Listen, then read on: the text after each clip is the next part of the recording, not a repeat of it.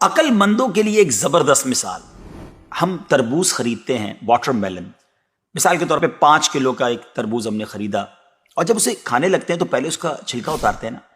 5 کلو میں سے کم از کم 1 کلو کا تو چھلکا نکل جاتا ہوگا، یعنی آلموسٹ 20%، 20% تو کم ہو جاتا ہے. مگر کیا کبھی ہمیں افسوس ہوتا ہے اس کا؟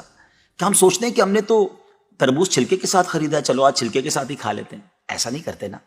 اسی طرح مالٹے کا بھی حال ہے کہ ہم خوشی خوشی سے اس کا چھلکا اتار دیتے ہیں، حالانکہ ہم نے چھلکے سمیت خریدا ہوتا ہے، مگر اس چھلکے کو پھینکتے ہوئے ہمیں کوئی تکلیف نہیں ہوتی. یہی حال مختلف پھل اور سبزیوں کا ہے. اچھا، ہم چکن بھی تو خریدتے ہیں، زندہ ثابت، اسی کو تولتے ہیں، تلواتے ہیں، پیسے دیتے ہیں، مگر جب کھانے کی باری آتی ہے، پکانے کی باری آتی ہے، تو اس کے بال، اس کی خال، اس کی آلائشیں نکل جاتی ہیں، تو ویٹ تو کم ہو جاتا ہے، مگر کبھی اس پر دکھ ہوتا ہے نہیں نا. تو پھر 40,000 میں سے 1,000 دینے پر، 1,00,000 میں سے صرف 2,500 دینے پر ہمیں کیوں بہت تکلیف ہوتی ہے؟ حالانکہ یہ صرف 2.5% تو بنتا ہے، یعنی 100 روپے میں سے صرف 2.5 روپے. یہ تربوز، کیلے، آم اور مالٹے کے چھلکے اور گٹلی سے تو بہت کم ہے نا. اسی تو زکوٰۃ فرمایا گیا. ہاں، ایک اور بات، سال میں ایک ہی بار دینا ہوتا ہے. مالٹے کا، تربوز کا تو ہر بار چھلکا اتارنا ہوتا ہے نا.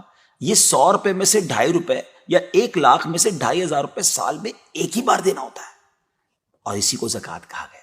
کیا برکت والا کام ہے یہ. مال بھی پاک، ایمان بھی پاک، دل اور جسم بھی پاک، اور معاشرہ بھی خوشحال. اتنی معمولی رقم، یعنی 40 روپے میں سے صرف 1 روپے، اور فائدے کتنے زیادہ، اجر کتنا زیادہ، برکت کتنی زیادہ. تو اب اپنی زکوٰۃ ہم نے پوری دینی ہے. اپنی زکوٰۃ اپنی دعوت اسلامی کو دیجیے، اور دین متین کی خدمت میں اپنا حصہ ڈالیے. اگر آپ اپنے مال کو سیکیور کرنا چاہتے ہیں نا، آئیے ایک اور حدیث سن لیجیے. نبی پاک علیہ الصلوۃ والسلام فرماتے ہیں، خشکی اور تری میں جو مال بھی ہلاک ہوتا ہے وہ زکوٰۃ نہ دینے کی وجہ سے ہوتا ہے. زکوٰۃ روک لینے والا قیامت کے دن جہنم میں ہوگا. اللہ کریم ہم سب کو اپنے مال کی پوری زکوٰۃ دینے کی خوش دلی کے ساتھ توفیق عطا فرمائے.